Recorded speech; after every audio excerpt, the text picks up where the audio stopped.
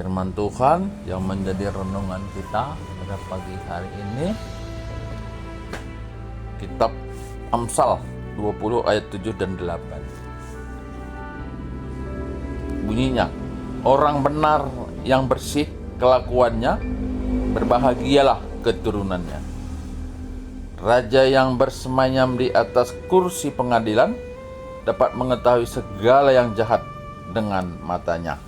Ya, jadi ini bagian dari bahan Pekan Doa Warisi Pe-6 kan. Kitab Wan Kuan itu satu kitab pengajaran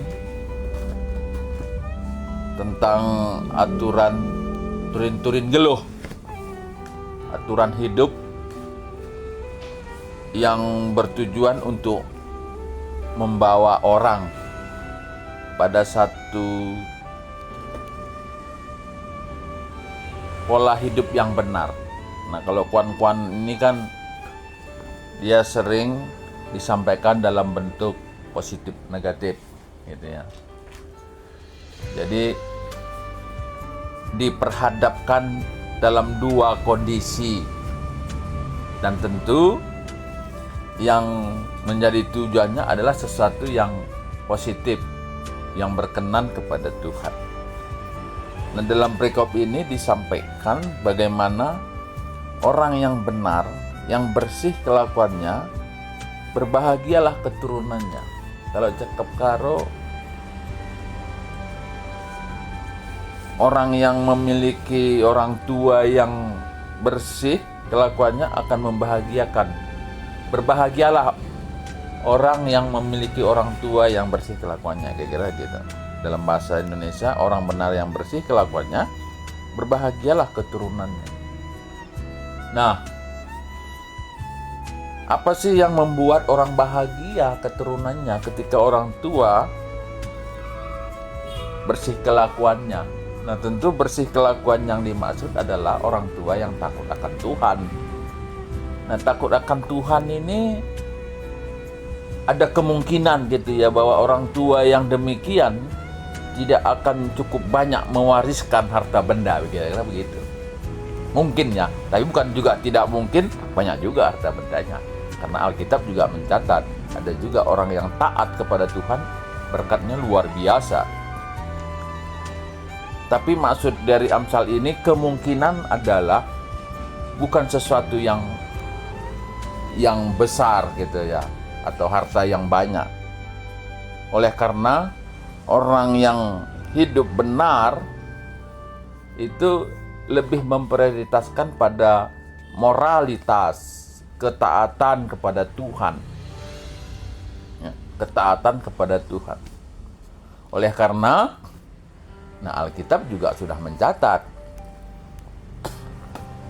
bahwa orang yang taat kepada Tuhan, anak cucunya tidak akan pernah jadi peminta-minta. Artinya Tuhan akan memenuhi kebutuhan hidupnya.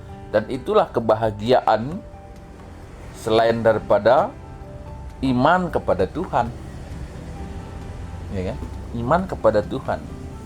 Ya, jadi kalau janji Tuhan itu tidak akan menjadi peminta-minta, akan dicukupi makan minumnya, itu juga satu kebahagiaan.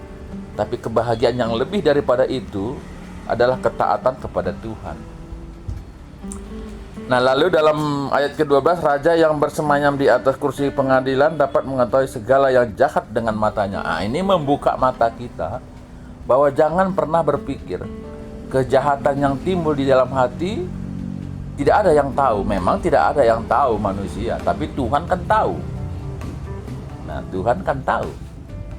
Dan banyak kita lihat sekarang ini, banyak orang tuanya dulu kaya raya, tapi begitu orang tua meninggal, anaknya itu jatuh miskin luar biasa.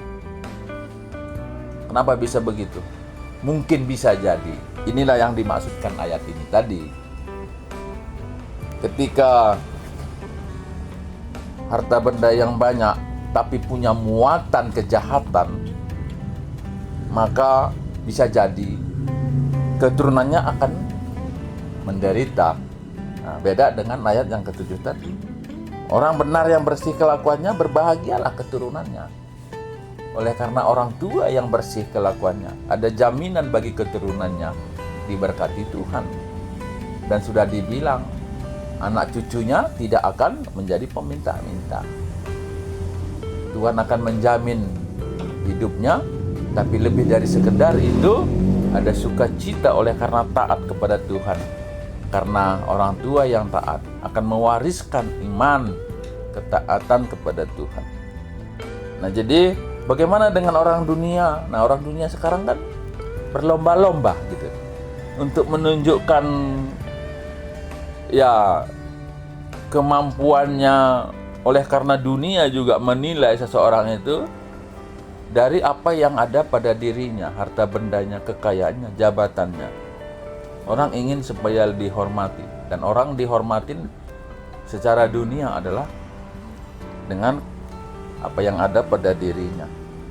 Sehingga dunia ini berlomba-lomba gitu ya untuk mencari kekayaan, walaupun di dalamnya ada muatan kejahatan. Nah, dalam perikop ini diingatkan, walaupun mungkin orang tidak tahu, tapi Tuhan tahu. Lalu apa dampaknya? Nah, tentu berbanding terbalik dengan ayat yang 7 tadi. Kalau di ayat 7 tadi berbahagia keturunannya, mungkin akan menderitalah keturunannya. Saya kira banyak juga kita lihat zaman sekarang ini. Dan inilah yang menjadi perenungan bagi kita saat ini. Maka belajarlah untuk menjadi orang benar dengan kelakuan yang bersih, karena itu akan mewariskan kebahagiaan bagi keturunan, bagi generasi yang akan datang. Kebahagiaan, ada jaminan tidak akan menjadi peminta-minta. Tuhan memberkati makanan dan minumannya, tapi juga lebih dari sekedar itu, adanya ketaatan kepada Tuhan.